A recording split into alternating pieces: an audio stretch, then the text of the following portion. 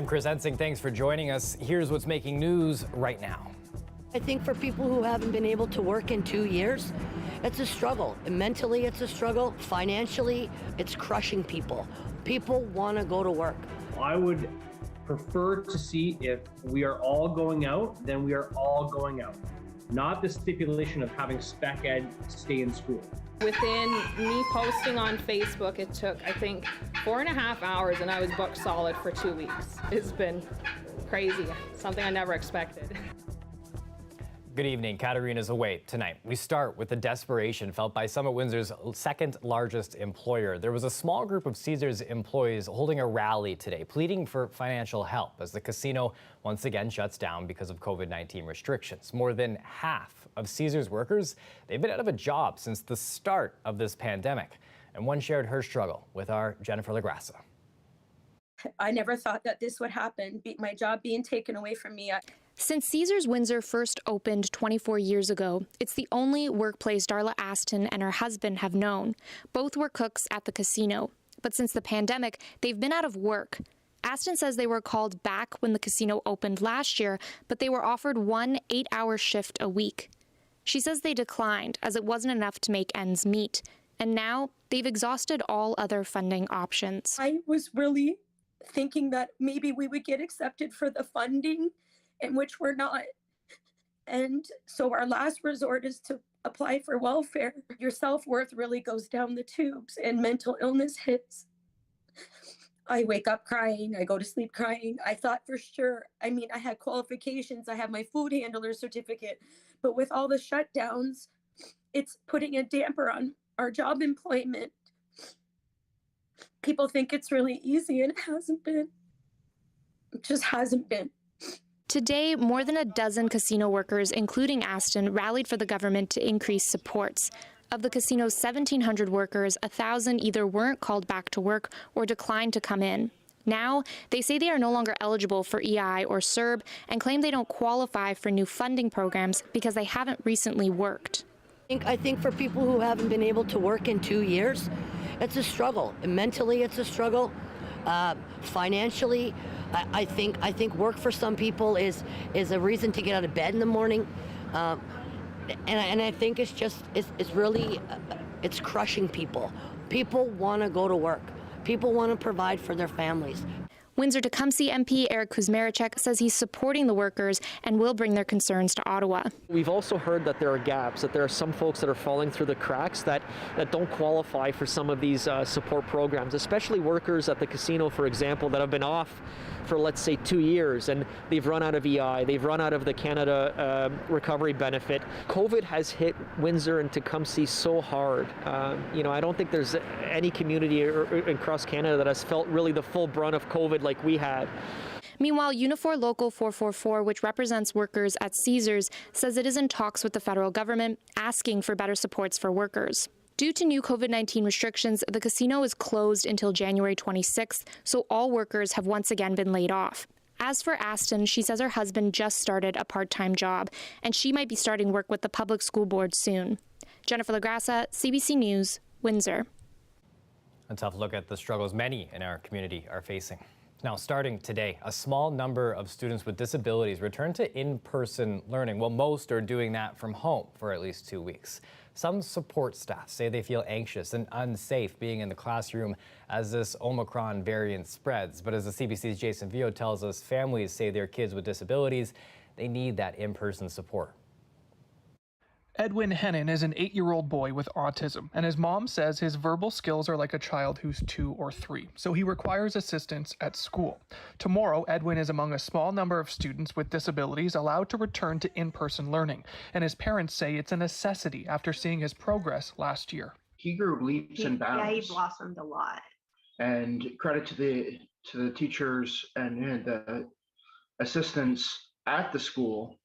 He did very, very well. That's when we found a big spike in his communication. They say that's a big deal because he's still learning sight words and expressing basic wants and needs, while his grade 3 classmates may be reading or writing fully formed sentences. At the beginning of the pandemic, Edwin tried online schooling for a few weeks, and his parents say they stopped because his mental and physical health suffered. He had enough, and he was on the floor, having a meltdown, and started kind of banging his head off of like our ceramic tile floor. And I just thought, okay, you know what? We're all done. The family says the teachers and support staff at Edwin's school have been crucial in his development. But the union that represents local public school support staff says his members are anxious being in the classroom. If we think schools are unsafe, then all of our students and all of our staff should be treated equally and be staying out of schools right now. The Greater Essex County District School Board says they had to go out and buy their own N95 masks for staff. That's because the provincial shipment hadn't arrived. The anxiety amongst my membership is very high right now. You know, going back into classrooms where there's going to be no testing, where the government is essentially pulled away from education instead of helping education. The Windsor Essex Catholic District School Board resumes in-person learning for students with disabilities tomorrow. They too haven't received what's been promised from the province: more air filters and 3-layer cloth masks for students. For the Hennon family, they understand the risk, but being in school is what they say is best for their son. To him, this is a meaningful part of his life, and this is what makes his day worthwhile. Jason Vio, CBC News, Windsor. All these switches around schooling, it's tough on families. So a first-generation farming family in Essex County, they thought that they could help. Nicole Winkles thought her farm animals might be a bright spot in these dark days ahead. So she opened the barn doors for free tours to start this month, and they booked up fast. Here's a look at Sunny Birches Acres in Cottam. Hi, my name's Nicole. My husband and I own Essex County Quail and Poultry, also known as Sunny Birches Acres. We have 3 children and a variety of animals that we love to share with people.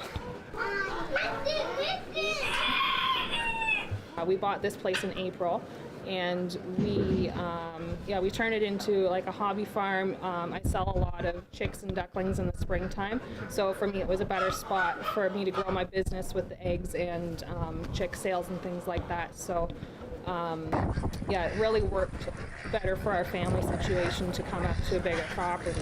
When we put the offer in on this place, we went in no conditions, on a wing and a prayer, because we had no idea if we were ever going to be able to get this place. And I felt like I jumped off the high dive and couldn't see the water. We have too many bunnies and we can't find enough names for them that suit them. Oh, it's been wonderful. Yeah, it's been a very good change for our family and for our kids. They're loving having, the open space to be able to play, we've gotten them a 4-wheeler and, things like that, and they have so much fun here. It's been great for them. What other animals do you have out here? So you got emus, you got bunnies, pigs, goats, chickens, and we have cows, turkeys. Well, when I first heard the announcement, I'm like, okay, I've got kids at home now. These people are going to be locked up in their houses with nowhere to bring their kids. There's no winter activities, basically, for anybody to do. So I'm like, why don't I open up our farm for visitors to come in controlled numbers, because I can't open it up, and say everybody come and visit kind of thing, because that's not going to work. I didn't expect to get the response that I did, but for me to be able to invite these people to come on the farm and to see the animals and to be able to, pet an emu, pet the goats, it'll bring joy to these parents and families that haven't, that are frustrated with this, right? So it's just been a good, I like to share my joy with other people too. So within me posting on Facebook, it took, I think, 4.5 hours, and I was booked solid for 2 weeks. It's been crazy, something I never expected. It makes me feel happy. Yeah. Happy that people can come here and see all the animals and stuff. What are some tips or some things that help the animals? Don't chase them. Don't chase the animals. Okay. Don't kick them. Don't kick them. We shouldn't go kicking animals. Now those animals do chase you. That Bill, the turkey named Bill, certainly had some fun chasing me around that barn earlier this week. Chatham-Kent is dealing with employees out due to COVID. In their weekly update, Don Strofsier, the CAO, says that 68 municipal employees are isolating or off work. 18 of those have COVID. Now, the situation has erupted, even though that workforce has a vaccination rate of more than 95%. Fewer than 5 people are not vaccinated, most working from home. And those that are not fully vaccinated are required to regularly submit proof of a negative COVID-19 test. Now, yesterday, the federal government committed to providing 140 million new rapid tests across the country.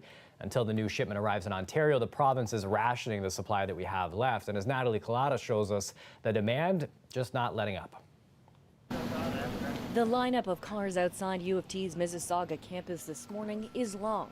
It's one of several pop-up locations handing out free rapid antigen test kits this week and next. This is our second time lining up for this kit, and it's very, very useful for us. With the cases going up, I think it's best if you have like a kit at home so that you could like continuously checking yourself. But today, if you're not working in a high-risk setting, Ontario's top doctor says it's a luxury the province can no longer afford, given the supply shortage of tests and spread of Omicron.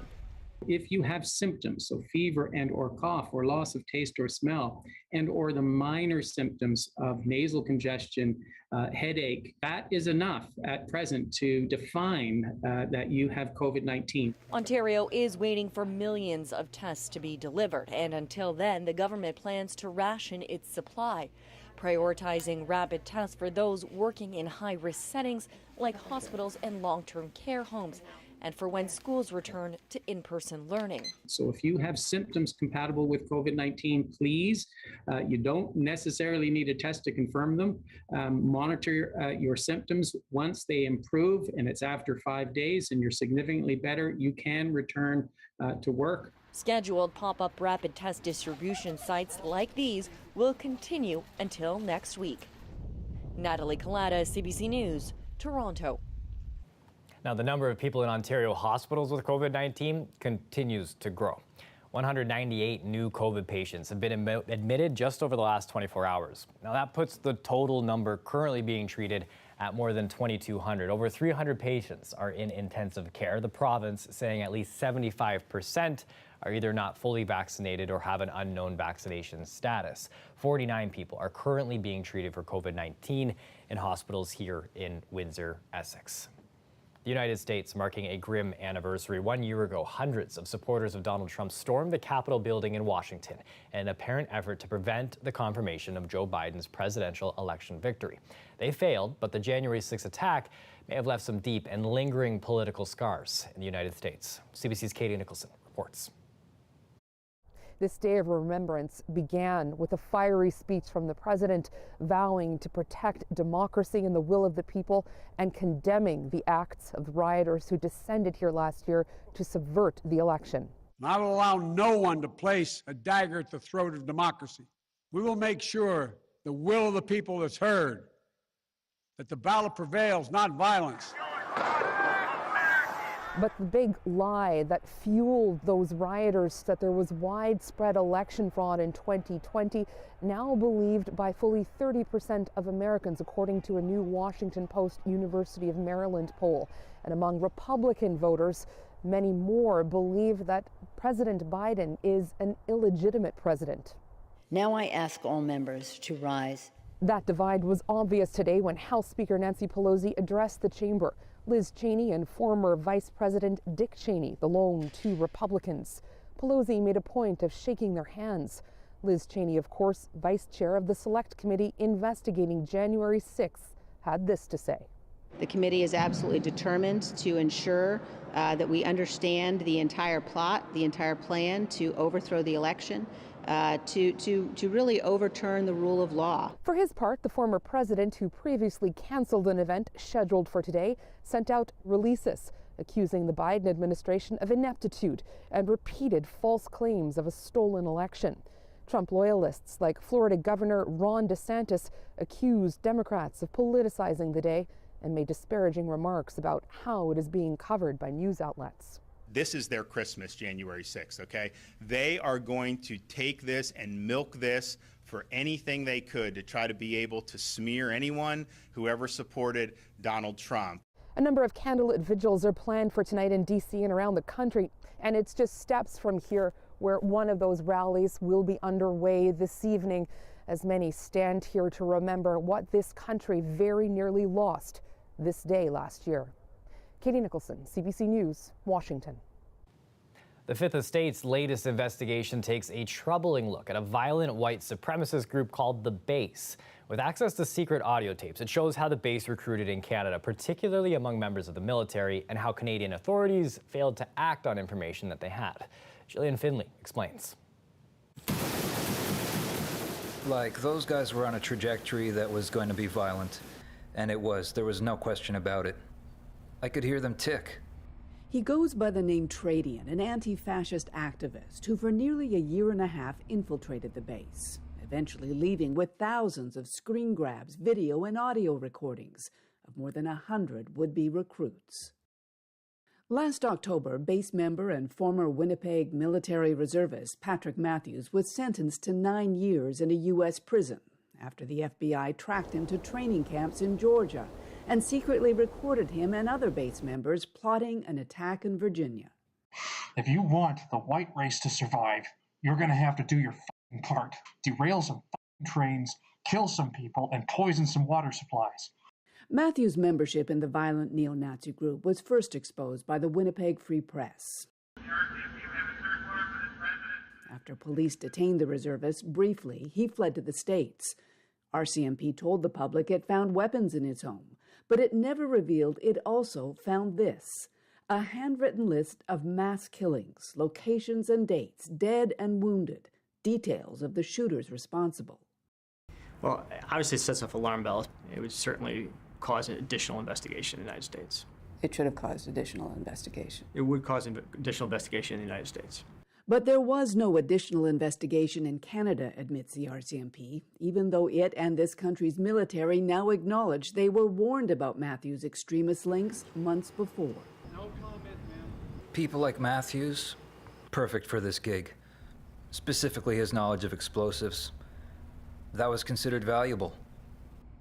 In his interview, a Fifth Estate exclusive, Tradian says the base prioritized military experience, and Matthews wasn't the only Canadian talking to them. The group has since been outlawed in Canada as a terrorist entity, but the hate that drove it is still very much alive and growing. Gillian Finley, CBC News, Toronto. Now you can watch the Fifth Estate's full investigation, Base of Hate Inside Accelerationism, tonight at 9 p.m., 9:30 in Newfoundland on CBC TV. You can also stream it on the CBC Gem app. Take a live look outside of the Ambassador Bridge. Some light snowflakes falling from the sky today. It was a great start to the week, a little sunny today. Hopefully that continues. Ian Black's going to give us a look at the forecast after the break.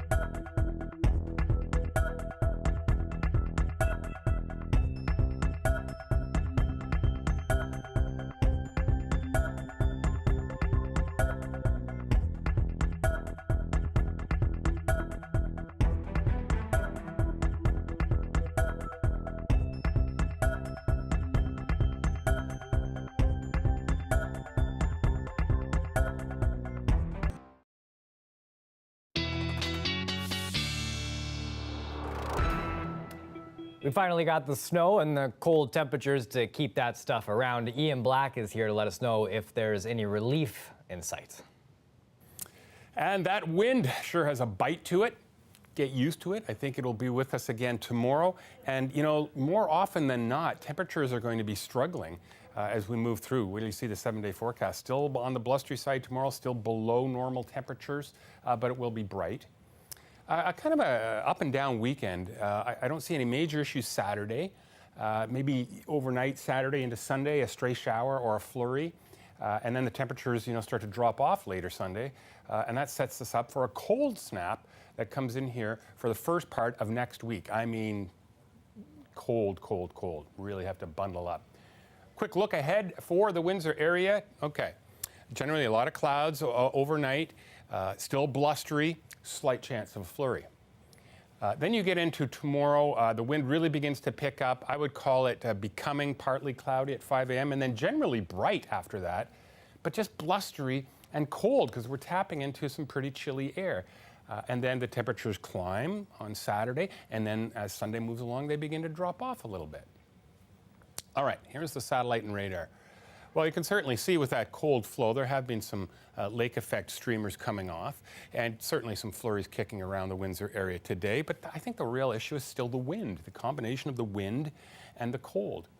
A weak little cold front here will begin to sag down very close to the region tomorrow. I think the only real effect will be to, give you more westerly winds than southwesterly. That's about it. Well, there's your skies clearing out nicely, and then on Saturday, just the reverse. It starts out with some sun and then ends up with some clouds.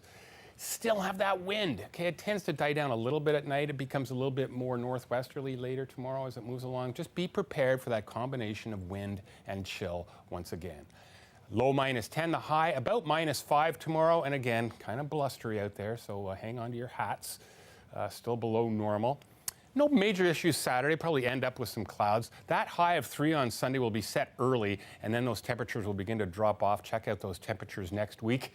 It's a cold snap, certainly the first part of the week. That's your weather. That cold snap continuing there. Up next, we have a look at an animal rehab facility that is truly for the birds.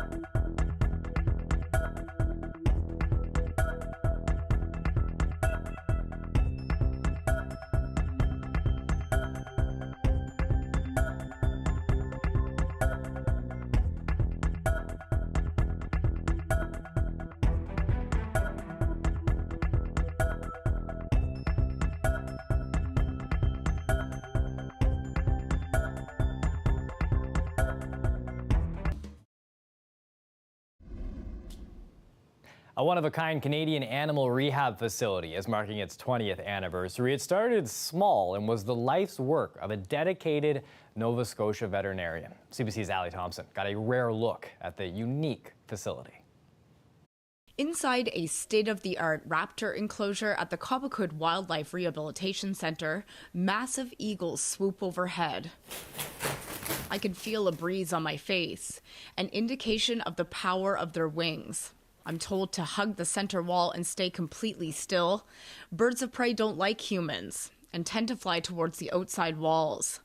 They call this place the Big Geesley, and it's the only one of its kind in Canada. Its oval shape and high ceilings offer continuous flight for the birds, allowing them to build up their flight muscles before being released back into the wild. We've always thought that we have the skills and the knowledge and how to sort of repair some of the damage that people do to wild animals. I think all these creatures deserve a chance to live the free lives that nature gave them. And if we can right some of those wrongs, that's what our goal is. The Raptor Flyaway is a cornerstone achievement of the center, which is celebrating 2 decades as a nonprofit organization. The facility has come a long way from its humble beginnings inside Messer's house. He and his late wife, celebrated veterinarian Helene Van Donnick, started caring for wild animals in a small, cramped room. We would, be looking after animals in our spare time because she was a full-time vet. I was working full-time. It was kind of like a mom and pop operation, I guess, to a certain extent. As word got out about their tiny operation, they started to see more wildlife. And so they decided to expand, erecting buildings outside their home on a quiet rural road. Cobequid was the life's work of Messer's wife, who died in 2018. And it's important for him to build upon her legacy. It was one of the promises that we made to Helene, when she was ill and realized that she was not going to be around, that this would continue. Ali Thompson, CBC News, Hilden. A lot of love in that story there. Tennis star Novak Djokovic remains in Australia, at least for now. Lawyers have managed to temporarily halt his deportation. The #1 men's tennis player failed to meet the country's entry requirements. He's been a staunch opponent of COVID vaccines and had been granted a medical exemption by the state of Victoria, but federal border officials canceled his visa yesterday as he arrived for the Australian Open. That's it for CBC Windsor News. Don't forget, for news anytime, you can go on our website, cbc.ca/Windsor. We're on social media too. You can find us on Facebook, Instagram, and Twitter. The Rick Mercer Report is up next. Thanks for watching. Have a great night.